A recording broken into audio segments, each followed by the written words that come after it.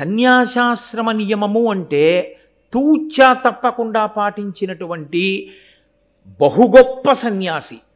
కంచికామకోటి పీఠాధిపతులు, నడిచే దేవుడిని పేర్గాంచినటువంటి ప్రాతస్మరణీయులు, మహాపురుషుడు శ్రీ శ్రీ శ్రీ చంద్రశేఖరేంద్ర సరస్వతి మహాస్వామి వారు. ఆయన ఇంకా అసలు తూచా తప్పేవారు కాదు, అంత ఖచ్చితంగా పాటించేవారు సన్యాసాశ్రమ నియమం.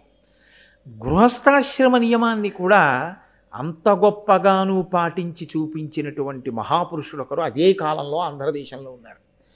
తాడేపల్లి రాఘవనారాయణ శాస్త్రి గారని ఈ సభలో ఉన్నటువంటి పెద్దలు కొంతమందికి తెలిసి ఉంటుంది. తాడేపల్లి రాఘవనారాయణ శాస్త్రి గారంటే ఎంతటి మహాపురుషుడో తెలుసా అండి? వారి శరీరం విడిచిపెట్టిన తర్వాత వారి శరీరాన్ని అగ్ని యందు వేయించారు. ఆయన చితాభస్మంలోంచి బాలాస్వరూపం వచ్చింది. అంటే ఆయన ఎంత ఉపాసన చేశారో మీరు ఆలోచించండి.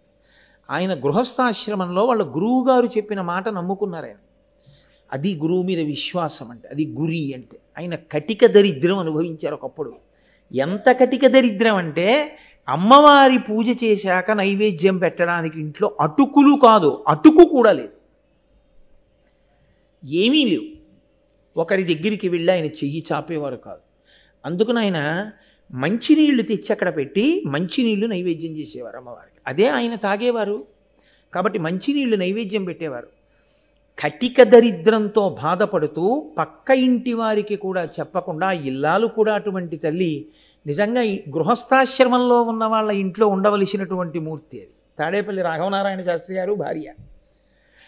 ఆయన 27 పర్యాయములు లలితా సహస్రనామ స్తోత్రంతో అమ్మవారిని పూజ చేసి కటిక దరిద్రంలో 27 పర్యాయములు మంచినీటిని లలితా అమ్మవారికి నైవేద్యం చేశారు. చేసి ఆయన ఇంకొకసారి లలితా సహస్రం చదవడానికి ఓపిక లేదు. అప్పటికే అన్నం తిని చాలా రోజులు అయిపోయింది.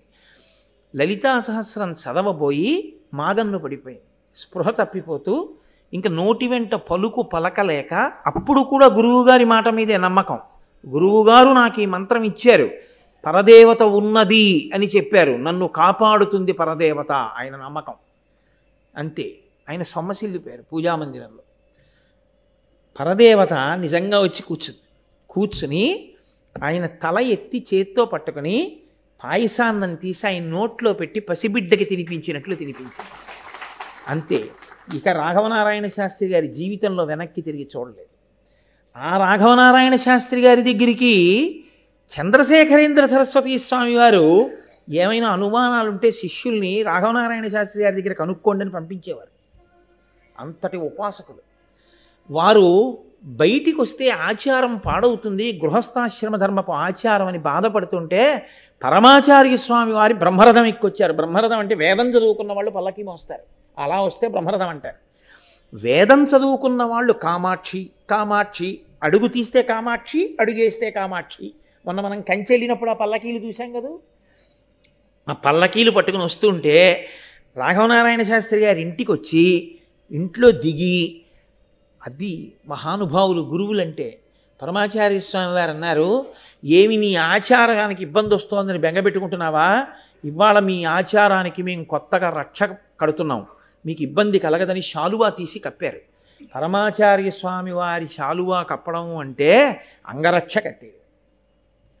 ఆ శాలువా కప్పారు. కప్పి ఇంకా మీకు బెంగలేదు, మీరు బయటికి వచ్చినా మీకు ఏమీ ఇబ్బంది కలగదన్నారు. ఆ గురు శిష్య సంబంధం ఎటువంటిదో తెలుసా అండి? గురువుగారంటే ఎలా ఉంటుంది అంటే, మహాభారతంలో నన్నయ్య గారు ఉత్తిని ఇచ్చారా, ఒక్కొక్క పద్యం వెనక ఎంత తాపత్రయం ఉందో, వ్యాస హృదయం ఎంత పరవశించిందో, అయ్యో నా జాతి చెప్పుకోవాలి వాళ్ళకని. పరమాచార్య స్వామి వారు కూర్చుని ఉండగా తాడేపల్లి రాఘవనారాయణ శాస్త్రి గారు వాళ్ళ నాన్నగారు రామామృతము అని ఒక గ్రంథాన్ని రచించారు. ఆ గ్రంథం ఆయన దగ్గర చదువుదామని వెళ్ళారు. అయితే లోపలికి రమ్మన్నారు పరమాచార్య స్వామి. ఆయన వచ్చి చదువుతున్నారు ఆ పుస్తకం. చాలా బాగున్నాయో ఈ పద్యాలు, చదువు అంటున్నారు. ఈలోగా అంతేవాసి ఒకరు వచ్చి, బెంగళూరు నుంచి ఎవరో వచ్చారండి, పీఠానికి ఇస్తారట, చాలా డబ్బట్టుకొచ్చారు, మీ దర్శనం చేసి డబ్బిచ్చి వెళ్ళిపోతారట అన్నారు. కాసేపు ఆగమనం అని చదువు అంటున్నారు. ఈయన చదువుతున్నారు. ఆయన మళ్ళీ వచ్చాడు, ఆయన వెళ్ళిపోవాలట, ఒక్కసారి వచ్చి డబ్బిచ్చి వెళ్ళిపోతారట అన్నారు. చదువు అన్నారు. ఆయన మూడో మాట వచ్చాడు, అయ్యా ఆయనకి చాలా ముఖ్యమైన పని ఉందిట, ఒక్కసారి మీకు నమస్కారం పెట్టి డబ్బిచ్చి వెళ్ళిపోతాట, కాబట్టి ఒక్కసారి ముందు ఆయన్ని ప్రవేశపెట్టమని అడుగుతున్నాడు, ఒకసారి ఆయన లోపలికి తీసుకొచ్చేస్తే బాగుంటుందేమో అన్నాడు. పరమాచార్య ఈయన రాఘవనారాయణ శాస్త్రి గారు బాధపడుతున్నారు, అయ్యో ఇదేమిటి నేను పక్క పద్యాలు ఇలా చదువుతూ కూర్చుంటే పాపం ఈయనకి ఇబ్బందిగా ఉందేమో అని. పరమాచార్య స్వామి వారు అన్నారు, అతను డబ్బట్టుకొచ్చాడని ముందు మాట్లాడాలా, లేక రామాయణం కన్నా అతను వచ్చి మాట్లాడడం నాకు గొప్ప అనుకుంటున్నాడా, నన్ను దర్శనం చెయ్యాలనుకుంటే తర్వాత రమ్మను, లేదా ఉండమను, నాకు ఈ రామాయణమే గొప్పది అన్నాడు. ఎందుకు గొప్పదో లోకానికి తెలియాలి కదండి. రాఘవనారాయణ శాస్త్రి గారు తండ్రి గారు రాసిన రామాయణం ఎందుకు గొప్పదో తెలియాలిగా. పరమాచార్య ఓ ప్రశ్న వేశారు, ఏమయ్యా సీతమ్మని అగ్నిహోత్రంలోకి ప్రవేశపెట్టాడు కదా రాముడు, తెలుసు కదా అగ్నిపునీత సీత అని, ఇంత తెలిసున్న తర్వాత కూడా ఎవరో ఎక్కడో పౌరుడు ఒక్కడేదో నింద వేశాడని సీతమ్మని పరిత్యజించడం అంత న్యాయమా? సరే రాజారాముడు చిన్న అనుమానం వచ్చినా ఆయన ఆ పదవిలో కూర్చోడానికి ఇష్టపడడు, పరిత్యజించాడు, వాల్మీకి మహర్షి ఏదో చెప్పారు, కవులందరూ అనువదించారు, 80 రామాయణాలు చదివానయా అన్నారు పరమాచార్య. అన్నీ చదివా, అన్నింటిలో ఎవరి హృదయం వారిది రాశారు, మంచిదే, మీ నాన్నగారు దాన్ని ఎలా సమర్థించారని అడిగారు. అయితే రాఘవనారాయణ శాస్త్రి గారు ఆ ఘట్టం తీసి యుద్ధకాండలోంచి చెప్పారు.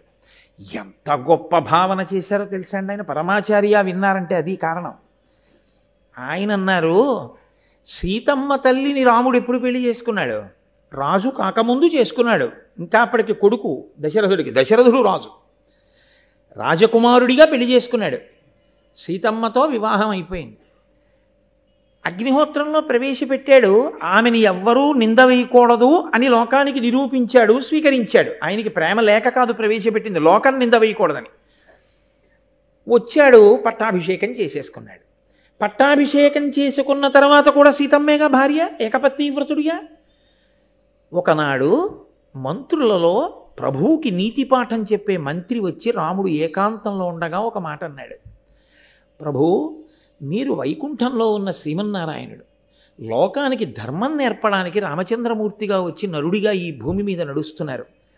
ఇటువంటి మీరు ప్రభువు కాకముందు సీతమ్మని భార్యగా ఉంచుకున్నారు, ధర్మానికి తప్పు లేదు. ప్రభువు అయ్యాక సీతమ్మ భార్యగా ఉండవచ్చా అని అడిగాడు. ఈమె ఎందుకు ఉండకూడదు అని అడిగాడు రాముడు. ప్రభువు భూమిపతి, భూమిపతి అంటే ఈ భూదేవికి భర్త ప్రభువు. అప్పుడు సీతమ్మ మీకేమవుతుంది? మీరు పట్టాభిషేకం అవగానే భూమి భర్త, మీరు భూమి భర్తగా పట్టాభిషేకం చేసుకుంటే సీతమ్మ పక్కన భార్యాస్థానంలో ఉండకూడదు. మీరు పట్టాభిషేకం చేసుకోనంతసేపు సీతమ్మ మీకు భార్యగా ఉండొచ్చు. ప్రభు ఇప్పుడు ధర్మం నడిచిందా అన్నాడు. ఉలిక్కిపడిన రాముడు కారణం చెప్తూ ధర్మము కోసమే సీతమ్మను అడవికి పంపాడని సమర్థించారండి మా నాన్నగారు. ఇది విని పరవశించిపోయారు పరమాచార్య స్వామి. అబ్బా ఈ రామాయణాలు విన్నాను కానీ ఇలా సమర్థించిన వాడిని వినలేదయా, ఆ పుస్తకాల సెట్ ఒకటి అక్కడ పెట్టి పో అంటే. ఇంత గొప్ప రాఘవనారాయణ శాస్త్రి గారు అన్నారు, మీకు సంస్కృతం వచ్చు, అరవం వచ్చు, తెలుగు రాదుగా, మీకెందుకు ఆ పుస్తకాలు? నాకు వచ్చో కాదో అక్కడ పెట్టు, రోజు ఓ పువ్వు వేస్తా, చాలదా అంటే ఓ పువ్వు వేస్తుండేవారో వేయలేదో ఉంచేశాడు, వెళ్ళిపోయారు రాఘవనారాయణ శాస్త్రి గారు. చాలా కాలం అయిపోయిన తర్వాత ఆయన దర్శనానికి వెళ్ళాడు. వెడితే రామ జగన్మోహన అని విశ్వామిత్రుడు రాముడిని చూసి చదివినటువంటి పద్యం ఒకటి చదివారు పరమాచార్య స్వామి. ఇది మా నాన్నగారు రాసింది అన్నారు ఆయన. అంటే ఆయన అన్నారు, రాఘవనారాయణ శాస్త్రి మీ నాన్నగారు వ్రాయడం కాదు, ప్రతిరోజు రాత్రి పడుకోబోయే ముందు మంచం మీద పడుకుని కాలు మీద కాలు వేసుకుని ఆకాశం వంక చూస్తూ ఈ పద్యాలు పరవశంతో మీ నాన్నగారు చదువుకునేవారు కదూ, ఆయనకి ఇష్టం ఈ పద్యాలు అన్నారు. అసలు వాళ్ళ నాన్నగారిని పరమాచార్య స్వామి చూడలేదు. మీకు ఎలా తెలుసండి? అది మాకు ఒక్కళ్ళకే తెలిసి ఇంట్లో మీకు ఎలా తెలిసిందన్నారు. ఆయన నవ్వు నవ్వు తెలిసాడు. గురువు త్రికాల వీధి, గురువుకి అన్నీ తెలుసు, కానీ అన్నీ తెలిసున్నట్టు ఉండక్కర్లేదంతే. గురు శిష్య సంబంధం అంటే అంత గొప్పది. ఎక్కడో ఉన్న తాడేపల్లి రాఘవనారాయణ శాస్త్రి గారి గురించి పరమాచార్య స్వామి వారికి అన్నీ తెలుసు.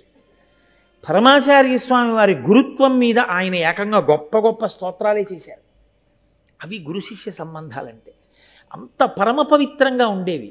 అంత పవిత్రమైన సంబంధాలు కాబట్టే, అంత గొప్ప పూజలు కాబట్టే రాఘవనారాయణ శాస్త్రి గారి శరీరాన్ని అగ్నిహోత్రంలో వ్రీలిస్తే ఆకరణ దహన సంస్కారం జరుగుతుంటే ఆయన చితాభస్మంలోంచి శరీరంలోంచి బాలాదేవి వచ్చి నిలబడింది పైన. అంటే ఎంత గొప్పగా గురువుల మాటల్ని విశ్వసించి తాపత్రయంతో నిలబడ్డారో, ఎంత పూనికతో నిలబడ్డారో మీరు ఆలోచించండి. మొన్న వచ్చారు కృష్ణావధానులు గారు. మొన్నే మేమందరం వెళ్ళాం కుంభాభిషేకం గురించి మాట్లాడడానికి వారింటికి. అప్పటి వరకు బాగానే మాట్లాడారు. మా గురువుగారు అన్నారు అంతే. ఆ తర్వాత ఇంకా ఒక 7-8 నిమిషాల సేపు ఆయన మాట్లాడలేకపోయారు. కంఠం గాద్గదికమైపోయి కన్నుల వెంట ధారల కింద నీరు కారుతూ ఉండిపోయారు. ఆ గురువు అన్న పేరెత్తేటప్పటికి అయ్య బాబోయ్, ఆయన లేనినాడు మాకు చెప్పేవాడెవరు, మమ్మల్ని తీర్చిదిద్దేవాడెవరు అన్న తాపత్రయం, ఆ గౌరవంతో కంఠం బొంగురుపోయింది. ఇంత వయస్సులో ఆయనకి, ఇంతమంది శిష్యులు ఉన్న గురువుకి. అది గురు శిష్య సంబంధం. అది పవిత్రమైనటువంటి భావన.